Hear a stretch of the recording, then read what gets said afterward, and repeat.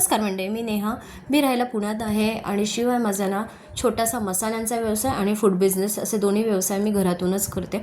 तर इथे आता उन्हाळी वाळवणाला सुरुवात झालेली आहे. उन्हाळी आता साठवणुकीसाठी जो मसाला लागतो तो पण सुरुवात झालेली आहे. तर कस्टमर्सने जसजशी रिक्वायरमेंट येते त्याप्रमाणे मी कस्टमरला फ्रेश करून देते मसाले. तर इथे ना गोडा मसाला मला कस्टमरचा ऑर्डर होता, त्याचाच व्हिडिओ मी तुमच्याबरोबर हा शेअर केला होता. शिवाय माझ्याकडे काळा मसाला, लाल मिरची पावडर, गरम मसाला आणि हळद पावडरसुद्धा विक्रीसाठी आहे. जर तुम्हालासुद्धा हे मसाले घरपोच हवे असतील तर मी स्क्रीनवर जो नंबर दिलेला आहे त्या नंबरवर तुम्ही मला संपर्क साधू शकता. आणि ह्या मसाल्यांसाठी लागणारं सर्व साहित्य हे खूप छान प्रतीचे वापरलेले आहे. शिवाय मिरच्या उन्हात वाळवून त्याची देठं काढून हा मसाला केला जातो, त्यामुळे हा मसाला वर्षभर चांगला मस्तपैकी टिकतो. मला पूर्ण खात्री आहे की तुम्ही मसाले परत माझ्याकडे मागवाल, याबद्दल मला काहीच शंका नाही आहे.